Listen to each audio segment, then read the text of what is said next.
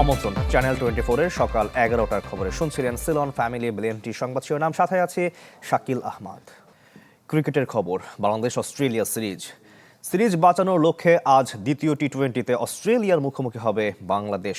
চট্টগ্রামের বীরশ্রেষ্ঠ মতিউর রহমান স্টেডিয়ামে ম্যাচটা শুরু হবে দুপুর 2টায়। ম্যাচের আগে অনুশীলন করেনি টাইগাররা, সফরকারীদের ছিল ঐচ্ছিক অনুশীলন। ওয়ানডে সিরিজের পারফরম্যান্স টি-20তে টেনে আনতে পারেনি বাংলাদেশ। ব্যাটিং ব্যর্থতায় হেরেছে প্রথম ম্যাচ, তার উপর ইনজুরিতে পুরো সিরিজ থেকে ছিটকে গেছেন নিয়মিত অধিনায়ক লিটন কুমার দাস। বোলিংয়ে পরিবর্তন অবধারিত, নাহিদ রানা ও তাসকিন আহমেদের প্রয়োজনীয়তা দেখা গেছে প্রথম ম্যাচে। জয় দিয়ে সিরিজ শুরু করে আত্মবিশ্বাসী অস্ট্রেলিয়া। অজিরা ঐচ্ছিক অনুশীলন করেছে সাগরিকায়। অন্যান্য প্রসঙ্গ, মোহাম্মদপুর রাজধানীর আলোচিত এক জনপদ। গত ৪৫ বছরে অপরিকল্পিত অবকাঠামোয় বদলে গেছে এখানকার চিত্র। রাজুকের অনুমোদন ছাড়াই গজিয়ে উঠেছে একের পর এক হাউজিং প্রকল্প। অপরাধ বাড়ার পেছনে অনিয়ন্ত্রিত ঘনবসতিকেই দুষছেন পরিকল্পনাবিদরা। ফাহাদ আল কাদরির ছবিতে আশরাফুল আলম আকাশের রিপোর্ট।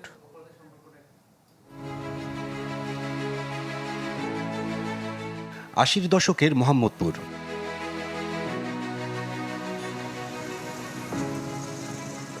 ঢাকার বুকে সময়ের হাত ধরে বদলে যাওয়া এক আলোচিত জনপদ, যেখানে জনাকীর্ণ জনজীবন আর এলোপাথারি বসতির মাঝে জননিরাপত্তা সুদূর পরাহত।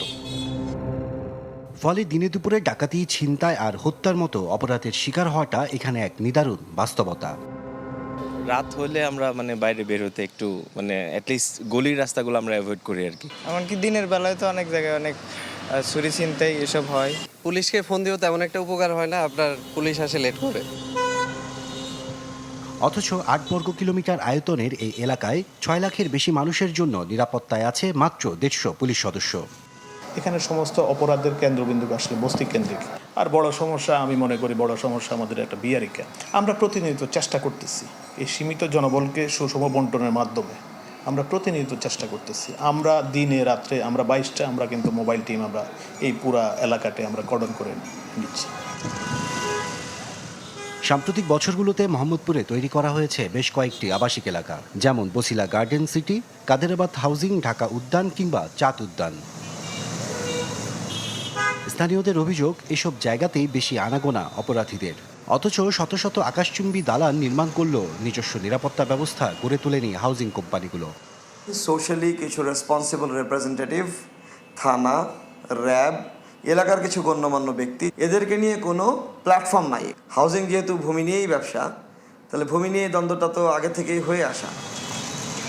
যদিও ঢাকার বিভিন্ন আবাসিক এলাকায় বাসিন্দাদের উদ্যোগে নেওয়া হয়েছে নিরাপত্তামূলক নানা ব্যবস্থা, যেমন ১৫০০ সিসি ক্যামেরা স্থাপন করেছে গুলশান সোসাইটি। এছাড়া রাতে পাহারার জন্য থাকে নিজস্ব টহল টিম। বাসিন্দাদের নিজেদের অর্থায়নে করা সিসিটিভি ক্যামেরা প্রতিটা রাস্তায় আছে, অর্থাৎ এখানে যে কোনো ক্রাইম হলে সঙ্গে সঙ্গে কিন্তু আমরা ধরে ফেলতে পারি। ক্যামেরাগুলো যদি চলে, মানুষ বুঝে যে এখানে চুরি করে পাওয়া যাবে না। রাজধানী উন্নয়ন কর্তৃপক্ষ বলছে, অনুমোদন ছাড়াই মোহাম্মদপুরে গজিয়ে উঠেছে অনেক হাউজিং। এই হাউজিংগুলোর এজ এ হাউজিং কোনো অনুমোদন নাই। কাজেই এই জায়গাগুলোতে আমরা কিন্তু প্রচুর মোবাইল কোড, দেখছেন আপনারা, মোবাইল কোড করছি, মিটার কেটে নিয়ে আসছি। কিন্তু হয় কি, আপনি কতদিন সামলাবেন? আমি বিদ্যুৎ মিটার নিয়ে আসতেছি, উনি আরেক দিকে একটা চড়াই মিটার লাগাচ্ছে। অনেক ঘনবসতি, এটা কি সিটি কর্পোরেশনের কোনো দায় নেই? অবশ্যই দায় আছে, দায় থাকবে না কেন? সেই কারণে আমি বারবার বলছিলাম, একটা সিটি থাকবে একটা আমব্রেলার নিচে। এটা যতক্ষণ পর্যন্ত না হবে ততক্ষণ পর্যন্ত এই সমন্বয় করে কাজ করাটা কঠিন হয়ে যাবে। নগর পরিকল্পনাবিদের মতে, জনজীবন নিরাপদ করতে হলে পুরো শহরকে দেখতে হবে এক দৃষ্টিতে। গুলশান, বনানী কিংবা মিরপুর, মোহাম্মদপুরের মধ্যে বৈষম্য না করে নগরকে সাজাতে হবে একই পরিকল্পনায়। যখনই অভিযান হচ্ছে, অভিযানগুলো অনেক সময় এক পেশে হয়, বা এইটা জাস্ট সিজনাল। রাষ্ট্র চাইলে পুরো এই মোহাম্মদপুর এলাকাকেও অপরাধমুক্ত করা সম্ভব, কিন্তু তার সাথে কমিউনিটি সংযোগ লাগতে হবে, কারণ এই এলাকাগুলোর জন্য কমিউনিটি ভিত্তিক একটা সমাজ থাকে। নিরাপত্তা নিশ্চিত না করে ঢাকার ভেতরে আর কোনো নতুন আবাসিক প্রকল্প যাতে গড়ে না ওঠে, সেদিকে কঠোর নজর রাখার পরামর্শ নগর পরিকল্পনাবিদের। আশরাফুল আলম আকাশ, চ্যানেল 24, ঢাকা। ৪ মাস আগে হাতে হাতকড়া পরিয়ে যে চাঁদাবাজকে নিয়ে মোহাম্মদপুরে মাইকিং করেছিল পুলিশ, জামিনে বেরিয়েই আবারও তাণ্ডব শুরু করেছে সেই ফারুক। সবশেষ কেরানীগঞ্জে একটি কুরিয়ার সার্ভিসে চাঁদার দাবিতে 5টি গাড়ি ভাঙচুর করে আবারও আলোচনায় এসে দোকানে চাঁদাবাজি করতে গিয়ে ভাইরাল হয়ে গেছিল, দেখছেন সবাই? ভিডিও দেখছেন না সব নিউজ চ্যানেলে? আজকে দেখছি ধরা পড়ছে, এই চাঁদাবাজ ধরা হয়েছে, এই চাঁদাবাজ। রাজধানীর বসিলায় সিলিন্ডার গ্যাস বিক্রি করে এমন একটি দোকানে চাঁদাবাজির অভিযোগে 4 মাস আগে গ্রেপ্তার হয় ফারুক ওরফে কাল্লা ফারুক। পরে অপরাধীদের হুঁশিয়ার করতে এভাবেই হাত কড়া পরিয়ে এলাকায় মাইকিং করে পুলিশ। অথচ কিছুদিন পর জামিনে বের হয়েই আবারও স্বরূপে ফিরেছে সে। এবার তার অপরাধের থাবা পড়েছে কেরানীগঞ্জের ঘাটাচরের একটি বেসরকারি কুরিয়ার সার্ভিসের ওয়্যারহাউসে। বুধবার রাতে সহযোগীদের নিয়ে সেখানে প্রবেশ করে 40 জনের চাকরি দিতে এবং ওই প্রতিষ্ঠানের ভাঙারি জিনিসপত্র তার কাছে বিক্রির শর্ত দেয় ফারুক। আর এই অনৈতিক দাবি মানতে সময় দেয় মাত্র 1 ঘন্টা। গতকালকে তার ডিমান্ড ছিল তার 40টা ড্রাইভারের করে দিতে হবে আমাদের ভাঙারি মাল ওর মাধ্যমে বেচতে হবে। প্রতিষ্ঠানটির তাৎক্ষণিক সিদ্ধান্ত না পেয়ে বসিলা ব্রিজের কাছে কুরিয়ারের গাড়িগুলিতে অতর্কিত হামলা চালায় ফারুক গ্যাংয়ের সদস্যরা। ইট নিক্ষেপ করে ভেঙে ফেলা হয় অন্তত 5টি কাভার্ড ভ্যানের গ্লাস।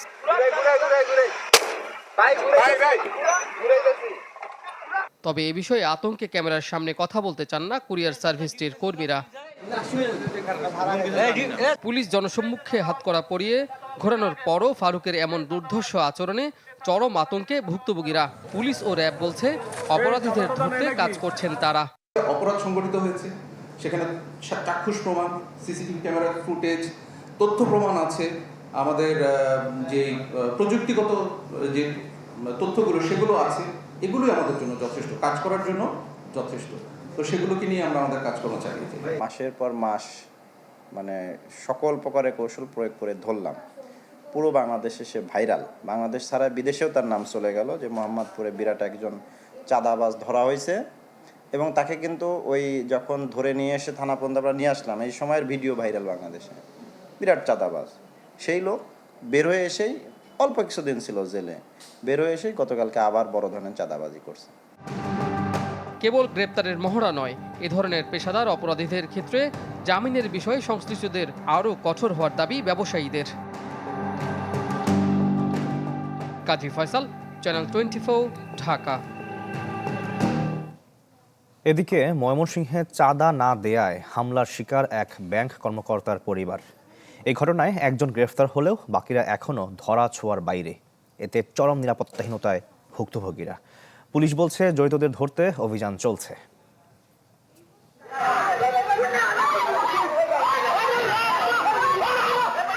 রোববার সন্ধ্যা 6:10 নগরীর ময়নারমোড় এলাকায় হঠাৎ হইচই, মারধর। 4.5 শতক জমিতে 5 তলা ভবন নির্মাণ শুরু করেছিলেন ব্যাংক কর্মকর্তা নজরুল ইসলাম। কিন্তু স্থানীয় বখাটে সাইফুল তার কাছে চাঁদা দাবি করছিলেন, যা না দেওয়ায় মারধরের শিকার হন ব্যাংক কর্মকর্তা নজরুল, তার স্ত্রীসহ 4 জন। ওই চাকু নিয়ে এসে 3-4 জনে এই চাকু ফিরে আর ছেড়ছেও লেগে গেছে যে এইখানে। এই অবস্থায় আমার ছোটো বাইরে এখান থেকে মারতে মারতে এই কোনার মতো লেগে গেছে। আমার ওয়াইফকে এইভাবে অতর্কিত হামলা করবে আমি কল্পনা করতে পারি। একটা মেয়ে মানুষ আমার এখানে হামলা করছে সরাসরি, আরও অনেকেই হামলা করে হয়তো প্রকাশিত হয় না। ওনাদের একটাই হচ্ছে যে ওনাদের কাছ থেকে মালামাল আনতে হবে, ওনাদের কাজ দিতে হবে। এরকম প্রায় সবাই মানে ওটার সাথে জড়িত, মানে কেউ ভয়ে হয়তো কেউ কিছু বলে না। এই ঘটনায় অভিযুক্ত সাইফুল সহ বেশ কয়েকজনকে আসামি করে কোতোয়ালি মডেল থানায় মামলা দায়ের করা হয়েছে। ভিডিও ফুটেজ দেখে আমরা চেষ্টা করতেছি এবং যেহেতু উনি আসছে, ওনার মাধ্যমে ওনাকে জিজ্ঞাসাবাদ করে আমরা অনেক তথ্য পেয়েছি। যারাই জড়িত প্রত্যেককে গ্রেপ্তার করব এবং আদালতে সুপর্দ করব। প্রকাশ্যে এমন হামলার ঘটনার পর থেকে চরম নিরাপত্তাহীনতায় ভুগছে ভুক্তভোগী পরিবারটি। সুলতান মাহমুদ কনিক, চ্যানেল 24, ময়মনসিংহ। বাংলাদেশ মিয়ানমার সীমান্তে কাঁটাতারের বেড়া স্থাপন করবে সরকার, এমন খবরে স্বস্তিতে সীমান্ত এলাকার মানুষ। তাদের দাবি, রোহিঙ্গা অনুপ্রবেশ, মাদক ও অস্ত্র চোরাচালান বন্ধ এবং সন্ত্রাসীদের অবাধ চলাচল ঠেকাতে কাঁটাতার জরুরি। একই সাথে সীমান্ত ব্যবস্থাপনাকে প্রযুক্তি নির্ভর করে ঢেলে সাজানোর পরামর্শ বিশ্লেষকদের। বাংলাদেশ মিয়ানমার সীমান্ত দেশের সবচেয়ে আলোচিত আন্তর্জাতিক সীমান্ত। বান্দরবন থেকে কক্সবাজারের টেকনাফ পর্যন্ত যার দৈর্ঘ্য 271 কিলোমিটার। এই সীমান্ত নিয়ে আলোচনার বড় কারণ রোহিঙ্গা অনুপ্রবেশ, ইয়াবা ও অস্ত্র চোরাচালান এবং সশস্ত্র সন্ত্রাসী গোষ্ঠীর অবাধ চলাচল। ফলে নানা ঘটনা প্রতিনিয়ত ঘটছে দেশের দক্ষিণ পূর্বের এই সীমান্তেই। উপারে সংঘাতের কারণে এই সীমান্ত এখন সবচেয়ে ঝুঁকিপূর্ণ। তবে এত দীর্ঘ সীমান্ত হলেও তা এক প্রকার অরক্ষিত, কেননা উপারে মিয়ানমার বেশিরভাগ এলাকায় কাঁটাতার দিলেও উন্মুক্ত বাংলাদেশ অংশ। ফলে বহুমুখী অপরাধ এবং সার্বিক পরিস্থিতি সামলাতে হিমশিম খেতে হয় বিজিবিকে। নিরাপত্তা সংকটে পড়েছে সীমান্তবর্তী বাসিন্দারাও। বিজিবির যে স্বল্প ম্যান পাওয়ার, ওই ম্যান পাওয়ার দিয়ে আসলে এত বড় 271 কিলোমিটার এত বড় বর্ডার নিয়ন্ত্রণ করা অনেকাংশেই অসম্ভব। কাঁটাতারে বেড়া না থাকাতে ওপেন যে সীমান্ত, এই সীমান্ত দিয়ে প্রতিনিয়ত চোরাচালান, এখান থেকে আমাদের যে মূল্যবান জিনিসপত্র, সিমেন্ট, রড, তেল, ওষুধ পাচার হয়ে যায়। এবং মায়ানমার থেকে আসে মাদক। দীর্ঘদিন পরে হলেও সরকার যে উদ্যোগ নিয়েছে সেটা যদি আদতে মৌখিকভাবে না বলে যদি কার্যকর পদক্ষেপ নেয়, তাহলে শুধু কক্সবাজার নয়, বাংলাদেশের সাথে পুরো বাংলাদেশের একটা উপকৃত হবে। তবে দীর্ঘদিন পর হলেও আসার কথা এবার এই সীমান্তে বসবে কাঁটাতার। গত বুধবার সংসদে এমন ঘোষণা দিয়েছেন স্বরাষ্ট্রমন্ত্রী। এটাকে সময় উপযোগী এবং গুরুত্বপূর্ণ উদ্যোগ বলছেন বিশ্লেষকরা। একই সাথে তাদের পরামর্শ, কাঁটাতারের বেড়ার পাশাপাশি সীমান্ত ব্যবস্থাপনায় প্রযুক্তি নির্ভর নজরদারি, কার্যকর গোয়েন্দা তৎপরতা এবং জনসচেতনতা বাড়ানো জরুরি। মাদক ঢুকে পড়ছে, রোহিঙ্গারা অবাধে যাতায়াত করতে পারছে, মানব পাচার, চোরাচালান সবকিছু যেভাবে বৃদ্ধি পেয়েছে, অন্ততপক্ষে কাঁটাতারে বেড়া নির্মাণ হলে কিছুটা হলেও এটা রোধ হবে। অরক্ষিত একটা সীমান্তবর্তী এলাকা যদি আমাদের কাস্টডিতের মধ্যে চলে আসে বা আমরা যদি সেটা একচ্ছত্রভাবে এনজয় করতে পারি, তাহলে তো নাগরিকের জন্য একটা বিশাল সুখবর। আমরা তো আশা করি এটা বাস্তবায়ন হোক, কিন্তু সরকারের পলিসি এবং নীতি নির্ধারকরা যারা আছেন তারা ঘোষণার মধ্যে না রেখে যদি এটা বাস্তবায়ন করেন, তাহলে সেটাই হবে জাতির প্রত্যাশা। অবশ্য এর আগের সরকারগুলো বিভিন্ন সময়ে কাঁটাতারের বেড়া বসানোর কথা বললেও বাস্তবে তা হয়নি। তাই এবার বিষয়টি দ্রুত বাস্তবায়নের তাগিদ স্থানীয়দের। আজিম নিহাত, চ্যানেল 24, কক্সবাজার। দর্শক, আমরা সীমান্তের আরও খবর জানবো। পঞ্চগড় এবং লালমনিরহাট থেকে যুক্ত হয়েছেন আমাদের সহকর্মীরা। আমরা প্রথমে চলে যাচ্ছি পঞ্চগড়ে, যেখানে রয়েছেন হোসেন রায়হান। রায়হান, এই মুহূর্তে সীমান্তের পরিস্থিতি কি জানাবেন? আর কাউকে পুশিং করার চেষ্টা হয়েছে কিনা? শাকিল, আপনাকে জানিয়ে রাখি, গত মাসের 25 তারিখে পঞ্চগড় জেলায় সর্বশেষ পুশিনের যে ঘটনাটি ঘটে, তারপর থেকে এ পর্যন্ত বিগত 3 সপ্তাহ ধরে কিন্তু পুশিনের নতুন কোনো ঘটনা নেই। তবে ভারতীয়রা বিভিন্নভাবে পুশিং করার নানা রকম কৌশল খুঁজছে এবং তারা চেষ্টা অব্যাহত রেখেছে। কিন্তু বাংলাদেশের পক্ষ থেকে আমাদের বিজিবি তারা কঠিন এবং কঠোরভাবে সীমান্ত পর্যবেক্ষণ করছে, প্রহরা দিচ্ছে এবং কোনোভাবে পুশিং বা অবৈধ অনুপ্রবেশ করার কোনো সুযোগ নাই, এমন বলা হয়েছে বিজিবির পক্ষ থেকে। আপনাকে জানিয়ে রাখি যে আসলে পঞ্চগড় জেলার সমগ্র যে সীমান্ত সেটি প্রায় 277 কিলোমিটার। এই দীর্ঘ সীমান্ত পথ পঞ্চগড় 18 ব্যাটালিয়ন এবং 56 নীলফামারী ব্যাটালিয়নের অধীনস্থ। তারা এই সমস্ত এই দীর্ঘ পথ অর্থাৎ সীমান্ত পথ তারা কঠোরভাবে নজরদারির মধ্যে রেখেছে। দিনের অংশে বিজিবি বিচ্ছিন্নভাবে বিভিন্ন জায়গায় তারা এই নজরদারি রাখলেও রাতের অংশে অর্থাৎ রাতের বেলায় বিভিন্ন কমিউনিটির মানুষ, সীমান্তের যারা বসবাসী, তারা কিন্তু বিজিবিকে সহায়তা করছে। তারা খণ্ড খণ্ডভাবে বিভিন্নভাবে সীমান্তের বিভিন্ন চৌকিতে, বিশেষ করে স্পর্শকাতর যেসব জায়গা, যেখানে নদী আছে, চা বাগান আছে এবং যেখানে ডিসপুট ল্যান্ড, সেখানে কাঁটাতারের বেড়া নেই, এই সব জায়গাগুলোতে কিন্তু তারা পহরা দিচ্ছে এবং কড়া নজরদারির মধ্যে রেখেছে। তারা বলছে যে কোনোভাবে যে কোনো মূল্যে অবৈধ অনুপ্রবেশ তারা ঠেকাবে।